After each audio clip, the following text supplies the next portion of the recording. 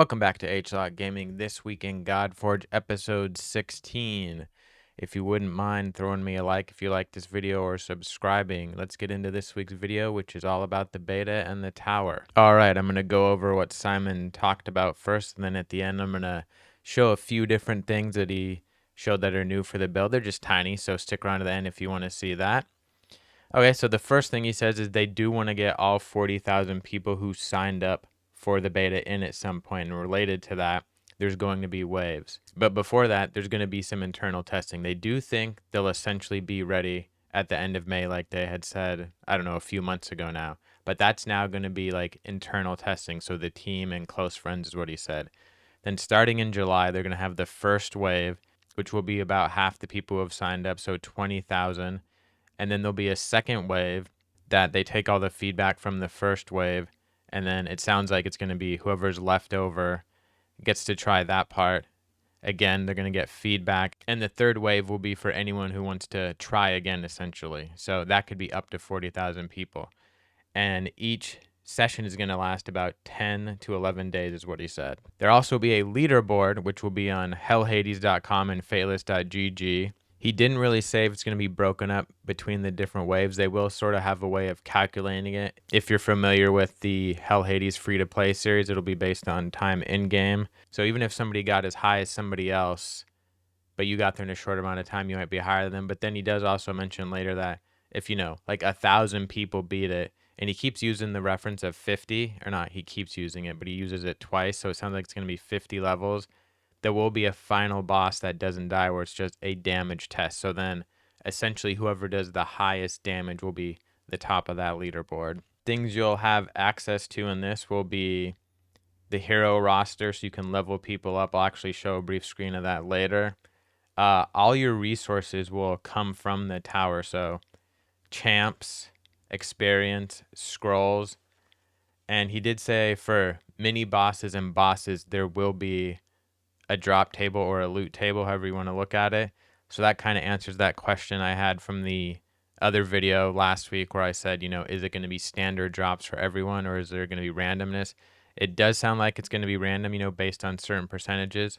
I think that's good. That'll give us a lot of variety between different people playing the game, because he said there will be a good variety of legendaries, epics, rares, commons, etc.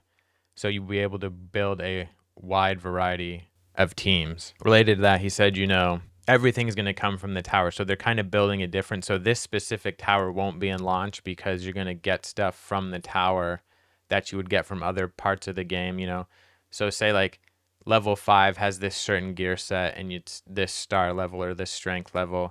And then level 15 might have that same set again, but it's a stronger tier. So if you think about it like that, you'd be able to grind out gear once you get to a certain point that's better. We will be able to, it sounds like, farm multiple champs, so you can awaken champs if you choose to go that way. That's up to you. Do you want to try for better gear? Do you want to just level your champs up, or do you want to awaken them? We'll have access to that system, though. Pretty much anything that makes the hero stronger will be in the tower except masteries, which makes sense because that's from the reliquaries, if I remember correctly. So you have to do some type of challenge within the campaign to unlock those. So because heroes will drop, there will be no Godforge, so you will not be able to pull heroes in this, what is going to now be an alpha. I'll explain that in a bit as well. Because every hero you get will come from the tower other than your initial heroes. He didn't say, but you got to start with something, right? And related to that, it will not be normalized. Everyone's not going to get the same gear and the same heroes. So everyone who participates will get some rewards. Right now, they're thinking cosmetics, like either a frame around the avatar, he said, or possibly a skin for a hero you get through the missions. And then that won't be available anywhere else. So only if you participated in the beta will you get it. And he also said there'll be a cash reward, not CASH, but, CACHE goodies. Have a few summons, gold, maybe some energy, some gear. He said it's not going to be anything huge. We don't want people pulling like a bunch of legendaries and then everyone else who plays who didn't participate in the beta feels behind. So it's not going to be anything huge, but it's not going to be zero. But he did also say there'll be placement rewards. So obviously people who do well, does that mean who does the highest damage on that boss, or will nobody even get to it? We'll have to wait and see. And he didn't really say what those might be. They're still kind of sussing that out. And related to that, he wanted to emphasize they do want this to feel hard. And again, he used that 50 levels. He mentioned 50 levels, so that might be what it is. But he said, this might be a scenario where not anyone even finishes. It's not supposed to be easy. And again, like I said, if he did mention, if tons of people are getting there, there'll be a final boss that has unlimited health. So then it just becomes a damage check. Who can do the most damage? And that's how they'll determine kind of who's number one. And before I forget, the reason I keep talking about beta versus alpha, that type of thing, is he did say to him, now this is more of an alpha, these waves of testing, and then the beta will actually be when the game comes out. It'll come out, everyone can play, and the early adopters will kind of beta test it, and they'll get those first few patches, it sounds like, out of the way, and then that's the full version of the game. So think of this more now as an alpha, and the beta is later, sort of a early launch or something like that. Related to that, though, for this, I was thinking the concept for this tower could be Dante's Inferno, the 9 circles of hell: limbo, lust, gluttony, greed, wrath, heresy, violence, fraud, and treachery. I was thinking if you had 5 levels based on all of those, that's 45 levels right there. And as I mentioned earlier, he mentioned 50 levels twice. So if they just make up their own first 5 levels or their last 5 levels, and then you have 5 on each of those 9, that's 45 levels right there. So that could possibly be what this tower ends up being based on, but that's just kind of a guess. We'll have to wait and see. All right, let's take a look at a few little things that are kind of update stuff in the background that he did. I actually turned this on at quarter speed because he clicks on the inventory, but it goes by pretty quick, but you'll be able to see. So ignore how slowly Simon's moving while talking, but you'll see he pops up here. This looks kind of like, I don't know, your generic, and then you see he clicks on weapons and then imprints and schematics, and that's it. But, a little update there. We get to see what's in the inventory. Okay, here we see where we'll be able to level up heroes. This will be available. As I stated earlier, the hero roster screen will be available. This looks like EXP, and as Simon stated, there will be certain levels in the tower you can farm that, so that's how we'll level up our heroes using that. Here we get a brief look at the gear screen for heroes.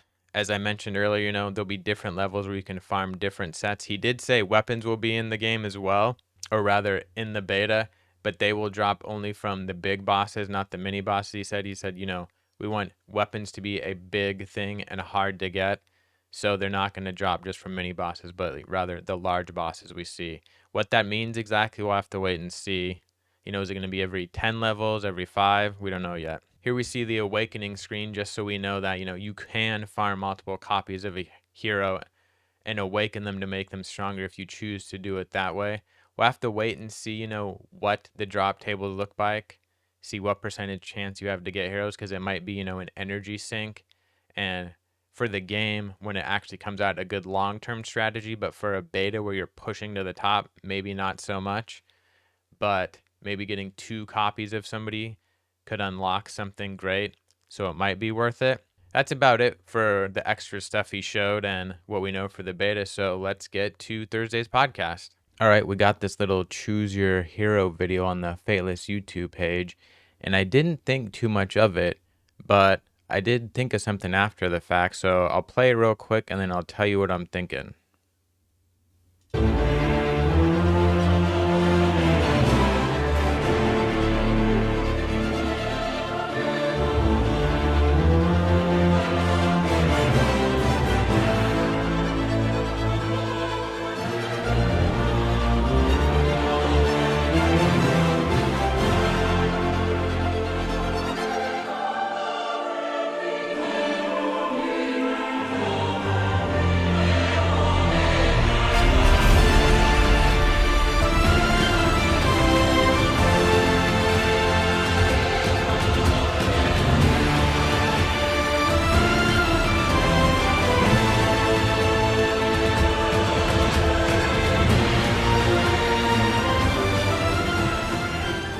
All right, so you saw those heroes there, and I'll tell you right now, Icarus was the only rare, Bastet was an epic, as well as Pandora, and then the rest are legendary. So that's 1 rare, 2 epic, and 6 legendary.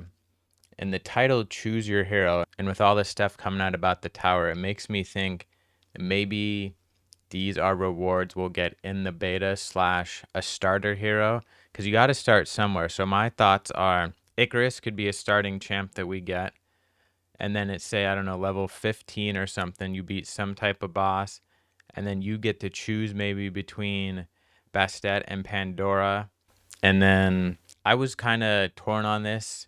If you had to complete the tower, maybe level 50, and then you get to choose between one of those 6 legendaries, or maybe level 45, so you can try and use it on the last few levels of the tower. They do want it to be engaging, but Simon also mentioned he wants it to be hard. So with that in mind, I was kind of thinking maybe a level 50, you'll get it, so you can use one of these 6 legendaries. That's going to be guaranteed if you beat that 50th level boss, to then help you take on the final sort of damage test slash damage check for the boss, to see you can get, the highest score on that. So that's kind of my ideas, rares given. Do we get commons and uncommons with it? I'm not sure. Maybe you only get that rare to start with, and then you have to farm other heroes. Then, 15, 20, you get an epic, and then at 50, you get to choose one of 6 legendaries. Let me know down below if you guys think that's a possibility, or what you think our starting champs for this beta might be, and how we'll get them. All right, now on to Thursday's podcast. All right, for this week's Fatless podcast, it's all about sound within Godforge. We got Chosen, aka Brad, hosting here, and then in blue, we got Norbert, who's a sound designer, and in white, we have Ivan, who's a music composer. So after they kind of give their backgrounds, explaining more what they do and how long they've been with the team, Chosen asks, how was the sort of the initial sound of the game developed? And Ivan, who's been here a bit longer, kind of answers that. When he uses a tree as an example, he says you kind of want to get those bass tracks that really define the sound of the game, and then you branch out from there. And part of that branching out was the faction themes, or the battle music that you'll hear in the campaign. He says each one is about 2 to 3 minutes long, and those are kind of used to set the tone within the campaign. And then from there, you kind of take those themes and either add to them or subtract things to use them in different parts of the games. They did talk briefly about their dynamic sound system, to me, which sounds like you kind of have this campaign theme, and then once you reach a boss, it switches to music that's slightly different, either sped up or something else added into that theme. Related to that, Chosen does say later it'd be cool if we could see that, put up like all the different songs for each faction. So that might be coming on Fatless's page, stay tuned for that.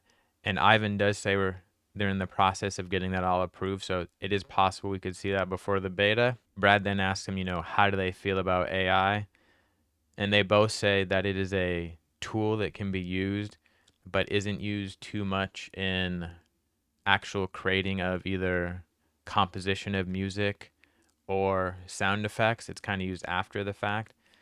I'm going to be honest, I'm not too familiar with sound to understand exactly what they were saying, but one thing I did get that Ivan mentioned here is it's helpful if, this certain part of a track, they know they're going to have a female voice. So when he wants to kind of just demo it out, he can go to some music generation AI thing and type in the words he wants and somehow use that just for the demo until they get a real person to actually sing it, is what it sounds like.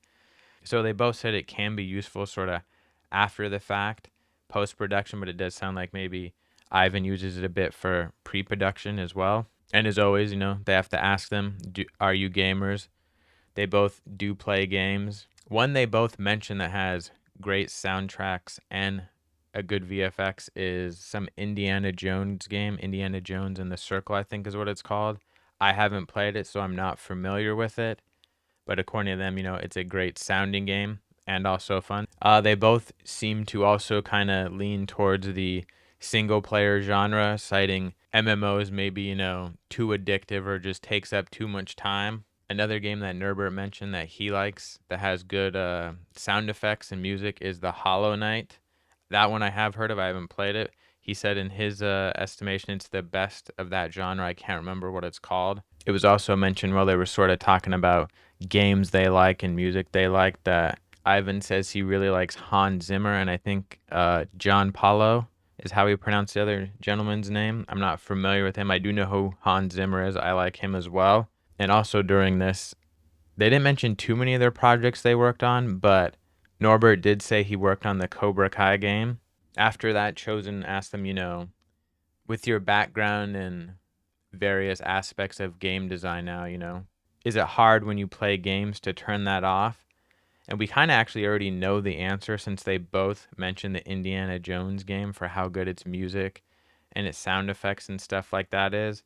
Because obviously, their brain works in a way where they notice that thing more than the average person, which is sort of what they said. They said they have to work to kind of turn that off to enjoy things and not nitpick it too much, which Chosen says now that he's got into game design, he'll kind of play stuff and something will happen. He'll go, well, why does that happen?